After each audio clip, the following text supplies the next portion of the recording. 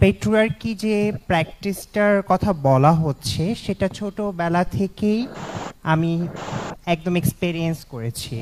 কারণ যখন I born in male body, but আমার মধ্যে একটা ডিফারেন্স ছিল যেটা আমার ডাইভার্সিটিটাকে প্রকাশ করে।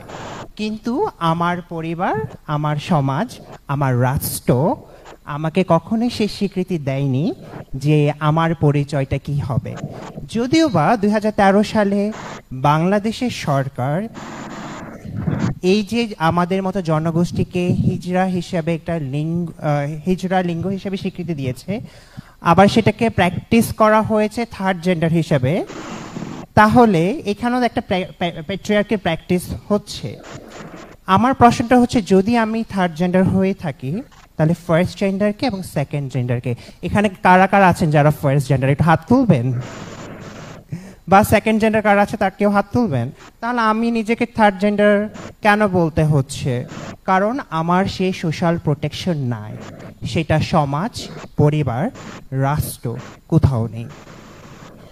এবং আমি যখন সেক্সুয়াল রিপ্রোডাক্টিভ হেলথ রাইটস নিয়ে কাজ করা শুরু করি, 2017 সালে আমি একটা ড্রপ ইন সেন্টারে পিয়ার এডুকেটর ছিলাম। খুবই একটা ছোট একটা পোস্ট, স্যালারি মাত্র ছিল 2500 টাকা।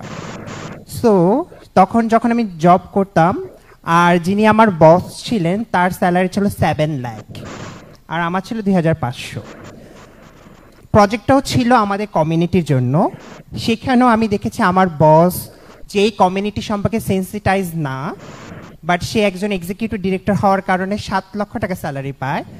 আমি কমিউনিটি সেন্সিটাইজ, আমি কমিউনিটির স্ট্রাগলগুলো ফেস করি, আর আমার স্যালারি হয় 2500 টাকা। সো এর চেয়ে বড় পেট্রিয়ার্কি প্র্যাকটিস আর কি হতে পারে? যখন আমি স্কুলে যেতাম, আমার ক্লাসমেটরা, তখন আমি প্রাইমারি স্কুলে পড়তাম, আমি জানি না এই ওয়ার্ডগুলো কেমন লাগবে, বাট যা বলবো একদম আপনাদের শুনতে হবে, কারণ আমি খুব বেশি এডুকেটেড না। যা বলবো তাই আপনাকে শুনতে হবে এখন। কারণ এই যে শুনতে হবার যে জায়গাটা, এটা আমাকে পেট্রিয়ার্কি সমাজে শিখিয়েছে যে তোমাকে বলতে হবে।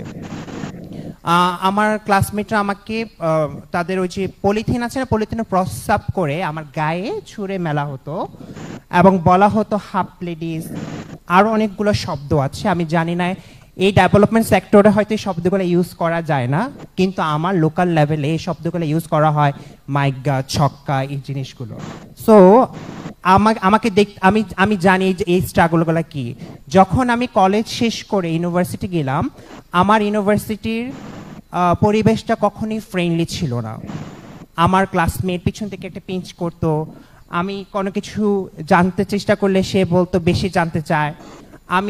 আমি খুব ব্রিলিয়ান্ট ছিলাম না, বাট শাইন স্টুডেন্ট ছিলাম, কিন্তু সেই জায়গাটা আমার কেড়ে নেওয়া হয়, কারণ বিকজ অফ আমার gender identity different from the box, the binary আইডেন্টিটির থেকে। এবং আমি যখন সরকারি প্রোগ্রামগুলোতে যাই, আমাকে পরিচয় দিতে হয় আমি একজন থার্ড জেন্ডার কমিউনিটি থেকে আসছি, যেটা আমার জন্য খুবই একটা insulting moment. I am not third gender, আমি হিজড়া কমিউনিটি থেকে বিলং করি, আমি জেন্ডার ডাইভার্সিটি কমিউনিটি থেকে বিলং করি। এবং আমি যদি আরেকটু বলতে চাই, আমি যখন দেশের বাইরে যাই, আমি প্রায় 18টা দেশে গিয়েছি, আমাকে দেশের বাইরের মানুষ যে পরিমাণ রেসপেক্ট দেয়, আমি বাংলাদেশে আমার মাটিতে যেখানকার আমি সিটিজেন, আমার ন্যাশনাল আইডি কার্ড আছে, পাসপোর্ট আছে, সেই দেশে আমি সেই রেসপেক্টটা পাই না। আমি বিভিন্ন দেশের বড় বড় মিনিস্টার, তারপর হচ্ছে ডোনার, ওদের সাথে বসে একই টেবিলে বসে কথা বলি স্পিকার হয়ে। আমি গত বছর 2024 সালে আমি CSW, যেটা USA হয়, সেখানে আমি ডেলিগেটস হয়ে গেছিলাম। সেখানে বাংলাদেশ সরকার আমাকে ইনভাইটেশন করে নাই, সবাই ইনভাইটেশন পেয়েছে, বাট আমি পাই নাই। আমি জানি না কেন আমি ইনভিটেশন পাই নাই। কারণ এটাও হতে পারে কারণ তখন শরীফা নামের একটা ক্রাইসিস ইমার্জেন্সি বাংলাদেশে চলছিল, তার কারণ হতে পারে।